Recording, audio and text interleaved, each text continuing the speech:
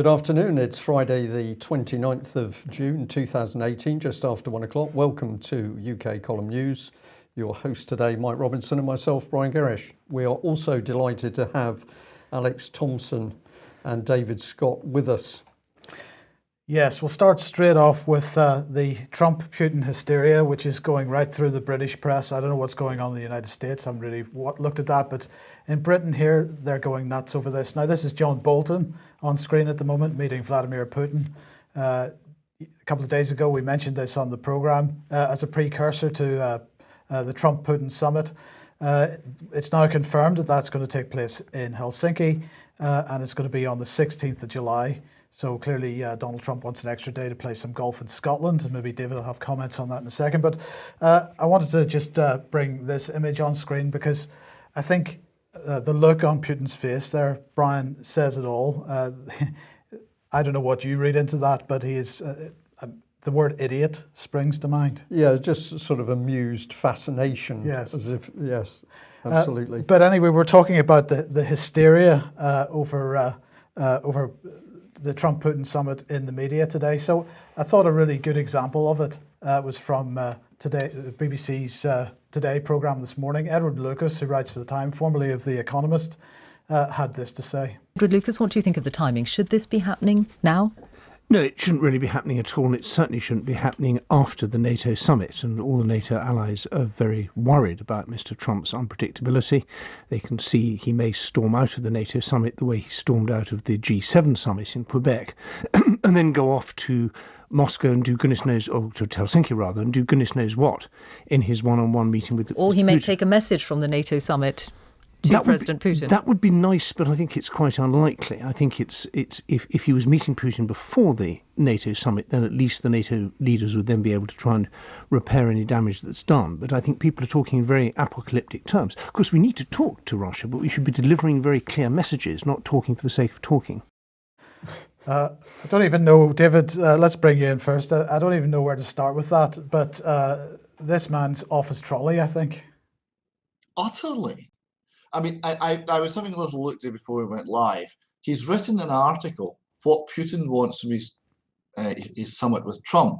In this, he says that British code breakers and spies will be trying to discover this. And then he puts in an entirely, admittedly, spoof memo from the inner workings of the Kremlin to Vladimir Putin outlining what he wants. It's a fairy story. It's just bizarre. This is not anywhere close to being news. I mean, I thought the Times had hit the all-time low with the headline on this subject, which was "Fears grow over prospect of Trump peace deal with Putin." We are fearful.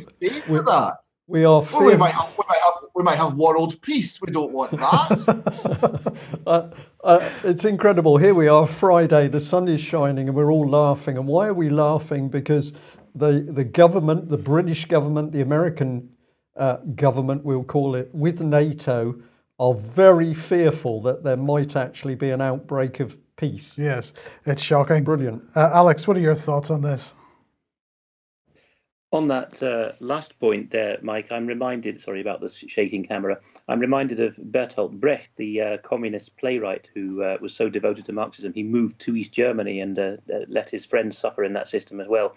He wrote a play based on the 30 Years' War, the time of the Peace of Westphalia, called Mutter, Courage und ihre Kinder, which is about a family who make their living out of selling armaments and bits and bobs to soldiers. And there's a scene where all pandemonium breaks loose because Mutter Courage throws her hands up in horror and says, "Der Frieden ist ausgebrochen," peace has broken out. And this is the most panic in the whole play. Well, that's what's going on. Lucas, of course, is the first man ever to have become an E-Estonian. He is basically a spokesman for the Estonian war party, or in fact the neocon hawks who like to use the Baltics to get at Russia. He is extremely afraid that he will lose a nice little number if Estonia comes to any agreement with Russia. Okay, well, we will watch with interest. Now let's move on then to, joint expeditions. Here he is, Gav the Chav, standing in the middle there with 9 other people. So over 10,000 troops, apparently from 9 nations, ready to meet global challenges. This is follow-up to the agreement at the European Council meeting the European Defence Ministers meeting that we talked about a day or two ago.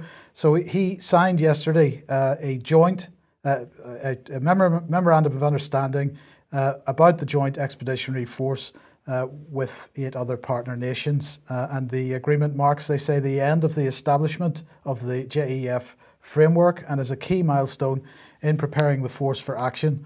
They look like action men and women there, don't they? They do. Yes. Yeah. With the UK at the forefront of the framework as the framework nation, the JEF can now deploy over 10,000 personnel from across the 9 nations. It was originally launched in 2015, but it's taken them this long to get it together. But the key point here, Brian, is, of course, no parliamentary scrutiny on this whatsoever. They've just gone ahead and done it. What did Gav have to say? He said, "We're judged by the company we keep, and while the Kremlin seeks to drive a wedge between allies old and new alike, we stand in the international community united in support of international rules." Not international law, you'll note, but international rules. Which they write. Which they make up as they go along. But anyway, that's what he was saying. Strangely enough, Admiral Sir Philip Jones, the first Sea Lord, isn't he? Yes, First Sea Lord. Was speaking at Lancaster House. I apologise. He was speaking at the International Institute for Strategic Studies in London yesterday.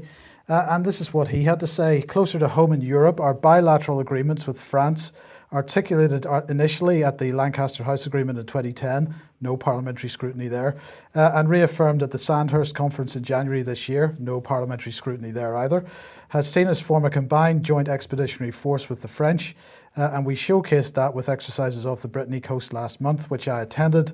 It is a very credible and capable force, fully integrated with Royal Navy and Marine national units.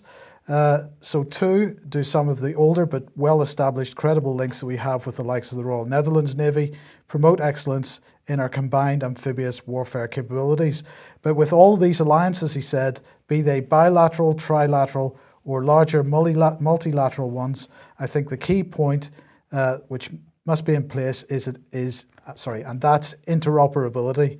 Not just interoperability based on equipment, the ability of our comm systems to talk to each other, but also interoperability based on a clear understanding of how each other works, how each other thinks, and how each other fights." But the key point here, Brian, is it not, is that if we are required to have interoperability, then that's because we have no operability. We can't stand on our own 2 feet. Oh, that's absolutely the case, Mike. I'll just say that most of what he said there is complete nonsense, in as much as the ability of units to operate together has always been a requirement through NATO. So absolutely nothing new there, going back way into, Second World War. Any fleets operating together need to be able to communicate. So that was just waffle from the First Sea Lord. But you're absolutely right. What these bilateral agreements are saying is we can't operate alone. And that was the original plan. We saw Britain's military capability cut to the bone so that we had to operate with European units. This is what this is about. Alex, what are your thoughts on that, and also this interesting report from the United States, which you've labelled some frank coverage of UK defence from the USA? Well, here we have USNI news and naval specific. I think you're covering your mic there, Alex, a little bit. Yeah. Is that better now? Not really. We're talking. Well, just turn the gain up then. There we are. This is USNI news. No, Alex, you're covering your mic on the iPad. It's the mic on the iPad, I think, that's working. There we are. Thank That's you. better. How about that? Yes. Sorry about that. I thought my plugged-in mic was working. In answer to the chat box, I'm not lying on my bed. I am sitting on a proper seat in my bedroom because it's the only cool part of the house, which is why I'm having to use the iPad. Well, anyway, USNI News is covering here the House of Commons Defence Report, which has had a real go, probably because of Dr. Julian Lewis, who's relatively one of the best men on the committee, had a real go at Mark Sedwill, the British National Security Coordinator, I think is his title, who talked about the presumption that the carrier fleet would always put to sea with other NATO nations' escorts. So it's precisely the same point as we were just making there. And the one-liner from that report from the House of Commons Defence Committee is that this assumption is, and it's quoted in this report. If people go to that report, they can go straight through to the committee's PDF itself. The one-liner is that this assumption is, I think, foolish at best, or a polite word for foolish, and dangerous at worst. Is certainly the latter adjective was dangerous.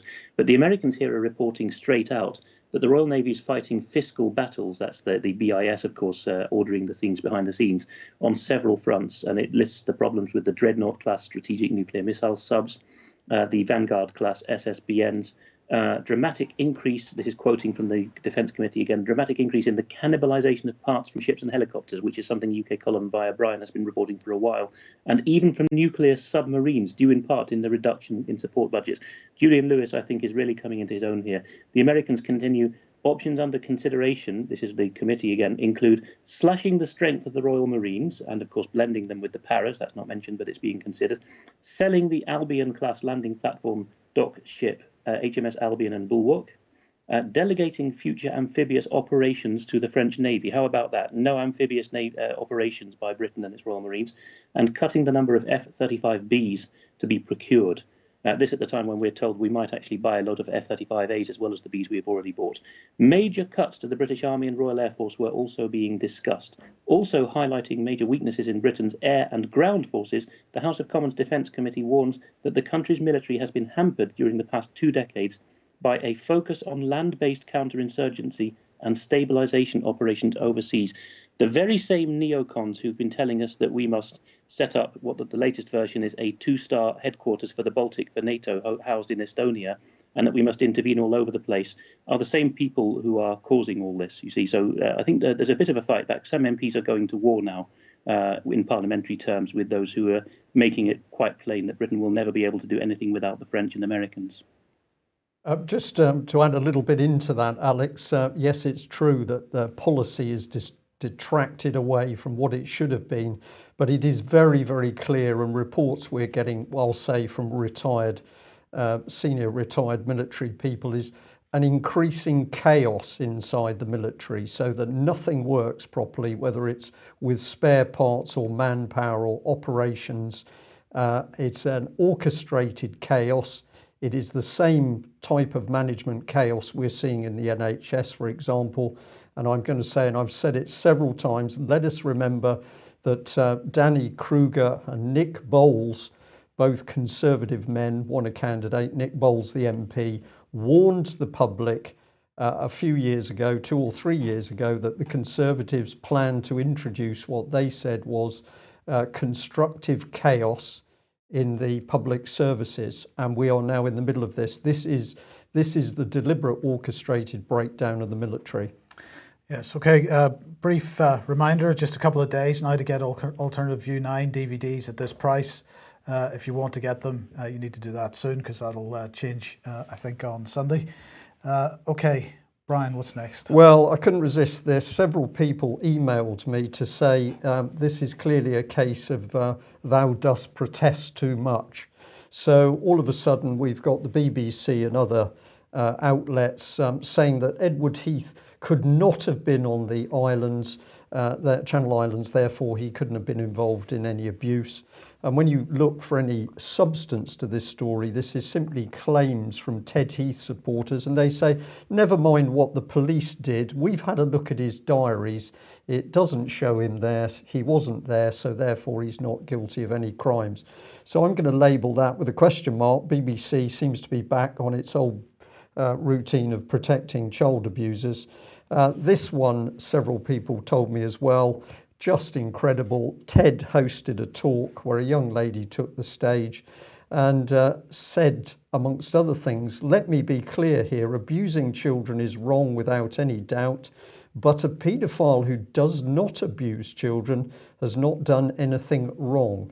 As a result of the amount of correspondence into TED, they've taken this video down. But really, we've got a classic case here of promoting the normalisation of child abuse. Yeah. Probably that gives a nice lead into David Scott.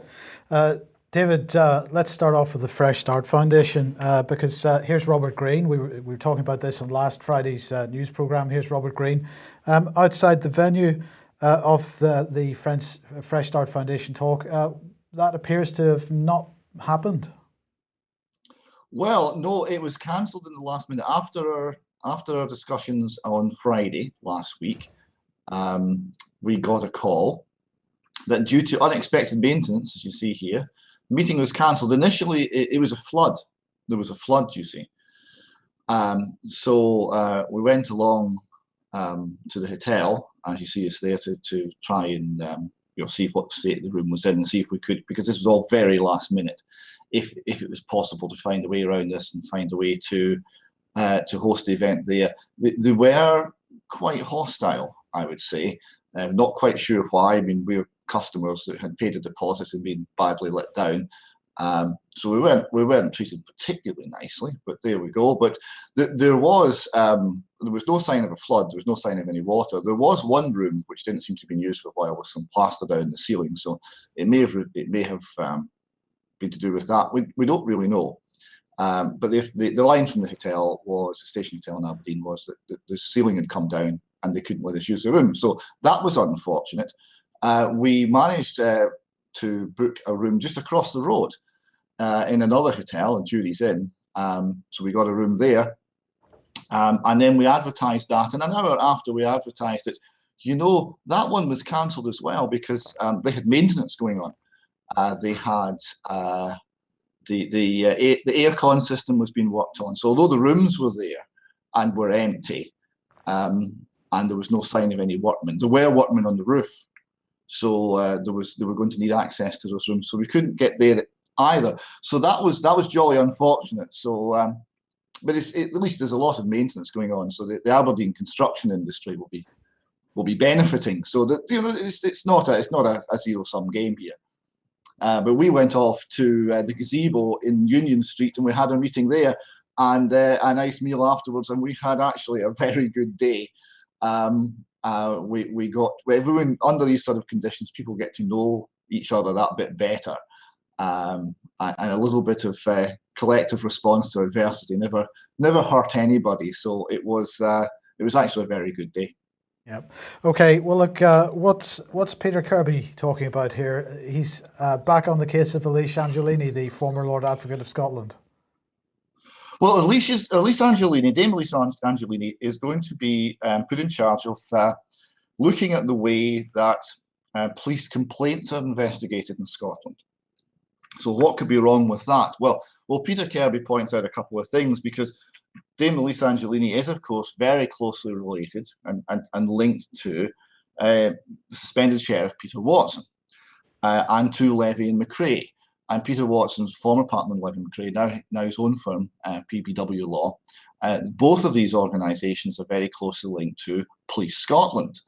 And indeed, if you look at the Shaco Bayo case, the person who was representing the officers present at the death of Shaco Bayo, and he was making statements within a day about things that Shaco Bayo was alleged to have done, which resulted in his death, things which have never been proved, was in fact Peter Watson.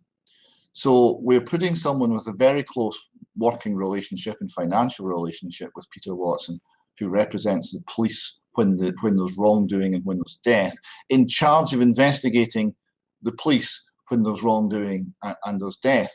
So, or reviewing how those investigations are done. So that does seem to be an enormous conflict of interest. And what Peter also points out is how lucrative this is, because the total amount paid to Dame Elise Angelini in various public inquiries is £604,000 in just a few years.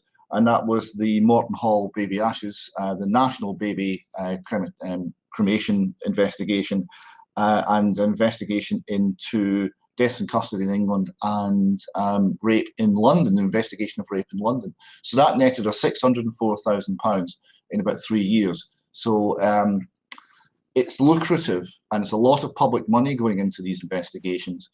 But the question is the person doing the investigating actually independent? And is this the right person to be appointed? Peter Kirby certainly puts evidence here that would suggest that's not the case.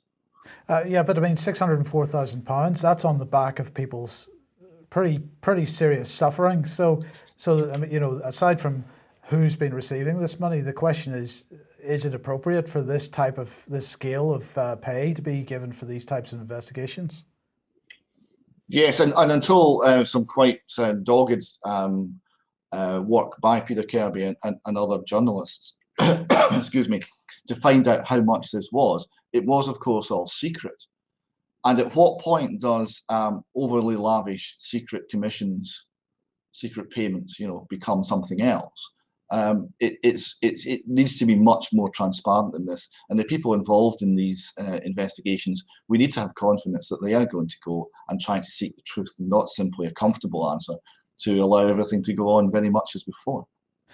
Okay, let's move on to data sharing in Scotland then, and the Public Petitions Committee. What's going on here? Well, Alison Price and Leslie Scott, my wife, representing the Home Educators and the Times Trust ME charity, have put a petition together and have presented it yesterday to the Petitions Committee. And this is to get an investigation, a public inquiry into the human rights abuses that have happened in Scotland surrounding the GERFEC legislation, or surrounding the GERFEC policy, because the GERFEC, which stands for Getting It Right for Every Child, was a policy whereby information was gathered and shared with the state, and further intervention into family life by the state was generated as a result. Now, there were certain problems with this, and the whole thing was eventually ruled unlawful by the Supreme Court. The problems relate to, firstly, the lowering of the threshold for intervention into family life. It used to be welfare, now it's well-being, and well-being means anything you want it to be. It's entirely subjective. So what it gives is the power to state officials, based on their subjective whim, and it's no more than that, to intervene into family life, to share information, to investigate families, to investigate children, and any associated adult. So that's been going on since around 2013, and there's a lot of harm. There's a lot of families who have suffered these investigations, and they're traumatic. And there needs to be some form of recompense. There needs to be some recognition of what's actually gone wrong. And of course, the policies continue to this day. The current data sharing policy from my own local authority is in this flowchart here. And what this says is, are you worried or concerned about a child or young person's well-being? Oh, there you got it. You got a copy of it. Yes.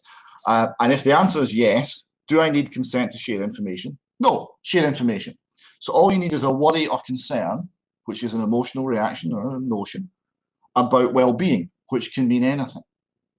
That's the current policy, my local authority today. So basically, there is no data protection if you're a child or you're a family with a child in Scotland at the moment. And then that then generates things which can escalate into child protection issues and child protection procedures, where there's no welfare issue. There's just this assembly of well-being worries. So that's what they want an investigation into, to stop this, to allow those families who have been harmed some form of remedy, but also to actually inform the state about what it is that is in fact lawful, because there's ongoing consideration of sort of further acts to try and sort this mess out. And these ongoing considerations don't seem to be based on any understanding of what has already gone wrong. So this has had some mainstream coverage. I got the national example of this, but actually it's had some quite a bit of other mainstream coverage in Scotland, David. Yes, the idea that that human rights abuses have been happening is now getting through on the mainstream media quite solidly, and even the National, which is obviously an SNP supporting paper, was doing a fairly straight report on this, and the presentation went well. There was one MSP from the SNP who was quite hostile and didn't seem to get it. But everyone else, including another SNP member, seemed to be quite on board with what the issues and problems were. So we'll see where it goes. But it certainly it was a good day for those who want liberty and some degree of protection from the state. Okay, now let's bring Alex back on at this point, because you wanted to highlight, a YouTube video, Symposium 2017, Thriving in the Workplace of the Future. And this, again, was based in Scotland, and seems to be organised by the Centre for Work-Based Learning.co.uk. But what's this about? People might know about the Reece Committee after the Second World War. The Americans found that the Ford Foundation and the Carnegie and all the others were tax exempt, and Congress was investigating what they were doing to persuade the entire schooling system in one of their activities to train up people who were stupider and more biddable, more compliant than before. This has now spread because the whole of the Scottish Government project since the devolution in 1999 has been led from the eastern seaboard of the US, from the academic world. So again, it's the academics coming in. Skills Development Scotland there is the only partner that's not a university, but this is funneling in the Ford Foundation's ideas. Work-based learning, as described in this video, found by Wildcat, thank you very much, is simply a way of telling pupils from the youngest age, you're not a nationality, you're just a worker, get on with it, resilience. And I actually wrote an adaptation of the words of Scotland the Brave, which I will sing to you now to describe what's going on in this video. Hark, claim of right is falling, here Henry Ford is calling, loudly and proudly calling down Silicon Glen. There where the Scots are weeping, see common purpose leaping, high as the spirits of the fat councilmen. Cowering in abject shame, Scotland was being reframed, soon will your work-based learning lead to the grave. Land of the robot workers, land of the freedom shirkers, land of the ScotGov chattels, Scotland the slave. Right, that's being cut out into a separate clip, Alex, no question about that. Yes. Sorry to fluff the last line, but it's Scotland the slave. So look, there was a little quote you wanted me to show out of this. Are you happy for me to show this and then you comment on it, Jess? This is David's comment now, so please do. Our open panel discussion then explored what will make our workplaces of the future thrive. Interestingly, it was not centred around technology, but our people. Truly valuing our staff and giving them autonomy will be key. So if you imagine a place where people are better rewarded, they're more valued, they feel like professionals, they're upskilled, they love coming to work, you don't have to keep spending this money and all this time and all this effort on recruitment. So you wanted to comment on this, David? Well, I thought it was Alex as well. This whole video was really quite concerning and quite amazing in many ways. The Centre for Work-Based Learning describes itself as Scotland's national body committed to driving cultural change. Driving, we're being driven, right? It's all about collectivism. It's all about you've got to be multicultural. It's all about touchy-feely things. It's not about education. It's not about equipping people so they can make decisions for themselves about how they want to use their lives and talents and capital. No, it's all about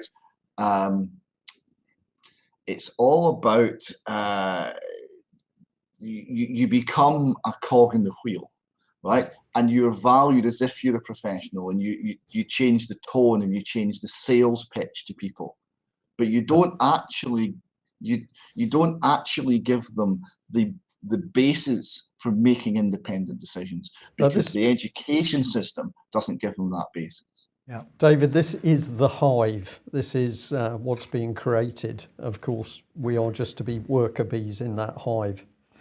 Right, look, we'll move on because we have to finish early today. But Alex, Peter Hofschroer now has a Facebook group.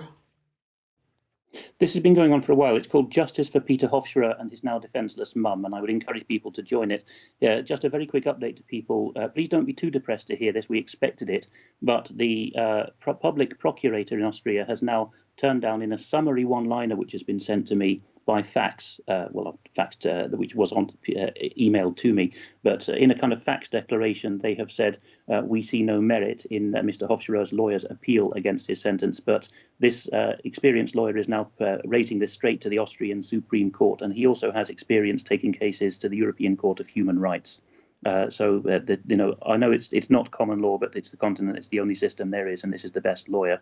But of course, the chief counsel to the Austrian Supreme Court, who's probably going to judge it if he doesn't recuse himself, is Dr. Martin Stefula, who was the man who originally found Peter Hofschroer to be mentally insufficient. So there's a conflict of interest in the case. Okay, we'll keep watching that one then with interest.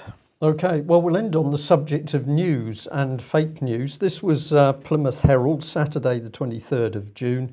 The front page was leading on the 7.5-year prison sentence for sexual predator Charles Howson. This little inset caught my attention because it said local MP, this is Gary Streeter, I will rebel over defence cutbacks. But of course, he hasn't rebelled at all over the slashing of the Royal Navy in particular to pieces, but that's a minor thing. What we were interested in was this full page on fake news. Really outstanding stuff. Let's have a look at it here and we can go through some of the comments. Said the term fake news is the latest buzzword on everyone's lips, and trying to work out what's real and what isn't is both time consuming and confusing. Whether it's a story from Facebook or a thread that should be, a thread on Twitter or an online news story, it's increasingly important to check the accuracy of what you're being told. So how can you spot if a story is true, completely invented, or an exaggeration of the facts? And then it said, and how does a consumer know what to believe and what to ignore? Well, what was really going on here? Very interesting. We get a clue here because we get 5 ways a smart meter can save you money. This is the end of the article. So we could just say this is the most deceptive piece of reporting I've seen. It does say at the top that it's a promotional piece. But of course, what it is a blatant advert for smart meters disguised under an attack on so-called fake news. Well, one of the men that comments in the article is Dr. Philip Sargent from the Open University. He says it's easy for someone pushing fake information to frame it in such a way it looks the same as well-established news, which is exactly what they're doing in the article that's been published, Mike. It's just incredible. It's not always immediately obvious that it's from a dubious source. Well said. In terms of stories about scientific issues, such as the research about smart meters, the type of studies cited will be an indication about how trustworthy it is. Well, of course, the article doesn't have any scientific information on smart meters at all. It's all a comment. The article continues, so before you fall for claims that a smart meter is a risk to health or that getting one means your bills will skyrocket, take a little time to check for yourself. Very disingenuous piece of reporting in the Plymouth Herald. Here's the 5 ways, but we noticed this bit down the bottom. It said advice from Jane Lucy, founder and CEO at Labrador, an energy switching service. And underneath that, it says Smart Energy GB is a government-backed organisation tasked with informing Great Britain about the benefits of the smart meter. So this is a government-backed campaign disguised as an article, but it gets better because if we go to Smart GB is the voice of the smart meter rollout. We're independent of government. So we seem to have some major confusion as to whether this is independent of government or whether it's supported by government. Yeah. It could be fake news, Mike. Possibly. So can we trust what they say on smart meters? I don't think so. Here is Jane Lucy. Have a look at Labrador's site. I couldn't find any real proper contact details. I did try and phone them. I did email them, but I couldn't actually get a human being to come back to me. So I'm just going to say, what have we got here? A government initiative to get you to take up smart meters and to convince you there's no risks. Well, indeed, and of course it's not just in the local media, because this was on the Telegraph website. Do smart meters really pose a threat to our risk to our health? And when we scroll down to the very end, we discover that there we go, smartenergygb.org is the organisation promoting it. So this seems to be a national campaign, actually. It certainly is a national campaign. I did talk to Public Health England to ask them what data, what scientific reports they've got. They have got some. We're going to have a look at those. They said, "Don't worry, Mr. Gerrish, you can trust us." I smiled and said yes, but I remember the baby wipes and Novichok, and I got a little bit of an embarrassed silence from their media team, but more on that. That brings us to the end of our news today, because we're a little bit short of time for a number of reasons. David, Alex, David first, 10 seconds. Any closing comments? On fake news, maybe? Not fake news, fake law is the issue that's coming forward up in Scotland. We're seeing Humza Yousaf has been appointed to be Cabinet Secretary for Justice, and he's going to be running a process of introducing new hate crime legislation. So I'd like to talk more about that next week, as we see our ancient protections under law eroded daily. Eroded. Yes. Okay, and Alex? Well, the only thing I can think of saying is that there's very few news sources that are trustworthy, and most of them are run by, dare I say it, amateurs like ourselves who actually try to do the job that the professionals don't do. So we're particularly glad to see viewers in every English-speaking country and many others now besides.